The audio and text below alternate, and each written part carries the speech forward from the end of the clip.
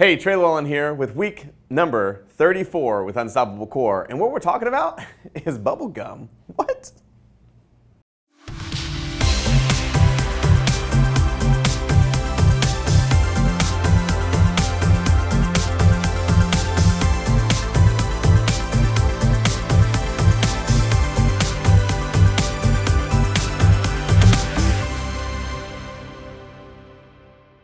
I'm Trey Lewellen, and over the last 6 months, I've hacked over 40 top-performing funnels by some of the most elite online companies in the world.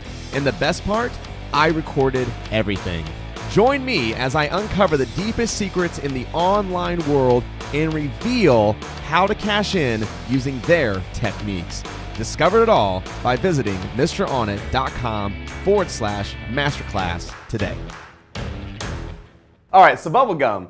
All right, so here's a crazy story. And what I like talking about is just about business opportunities that exist, but it makes your mind like really think about different things that are out there because we are just so surrounded with just the regular typical JOBs, like, I don't know, insurance agent, chiropractor, doctor, lawyer, things like that, right? It's just in this little sphere. But it's like, I always wonder like what's going outside that sphere. And so I was sitting down in a mastermind meeting and I had our clients around there and all those members and everything, and we're talking, and this guy was saying how he made $100,000 a year, and I was like, okay, I like that. $100,000 a year selling bubble gum. And I was like, bubble gum? He goes, yeah. I was like, what do you mean? He goes, through the vending machines. And so I said, I got 3 questions for you because that is an amazing sounding story. So question number 1 was, okay, first question is how much is the gum? Like how or where do you get the gum from, right? Where do you get the gum from? And I said, do you ship it from China? Are you getting like it on a pallet or whatever? Like what's going on with that? And he goes, oh no. I just go down to Sam's and I buy bubble gum. So he's buying it from Sam's. So what he's doing is he's grabbing those big jars of bubble gum, and then when a machine runs out, he just goes and dumps the bubble gum. It's like, okay, that's pretty simple. Second question, how much does a bubble gum cost you? Right? Because I got to know what the profit is. And he goes, well, if you kind of calculate it out, if you take the bubble gums divided by how much I paid for them, realistically about 2 pennies. Okay, well that's pretty nice. So 2 cents, that's pretty cool. And so you're charging 25 cents. That means your profit is 23 cents. That's pretty cool. I'm down for that. That's some massive margin ratios. I'm always cool. But the third question is the hardest question. And I go, okay, so off the bat, how much are you paying on consignment to have the machines in like the Mexican restaurants, in the stores, like in the restaurants, like when they walk in, like how much is that consignment? Like do you have to pay them like consignment fees or like a percentage of profits? He goes, oh no. I actually get them in there for free. I was like, what? Like, why would a restaurant owner put in a bubble gum machine in their store off consignment, and not charge anything for free? He goes, well, what I do is I go down to the local hospital and I look at where they're needing the most money at. And so they might go to the Cancer Foundation or something like that.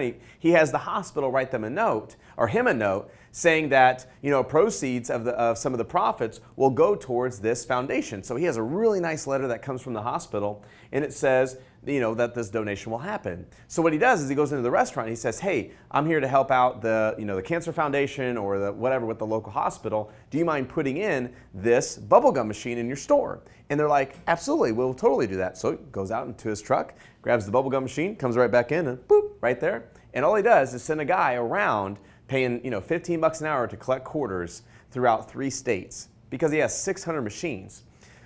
I was like, holy smokes, that is absolutely amazing because you have 600 machines or 600 of these little bubblegum machines. You're bringing in $100,000 a year and you're in 3 states. He goes, yeah, but it gets even better, which leads me to 3.1. He goes, I got really smart. I go, you got really smart? I said number 1 through 3 was pretty smart. I can only imagine how you got smarter. Well, what he did was he started hiring off-duty police officers. And he would have the off-duty police officers carry in a gum machine along with the letter to the restaurant owner and say, hey, I'm here to ask if you're able to put these gum machines in your store because we're donating to the local hospital or whatnot. He said 9 out of 10.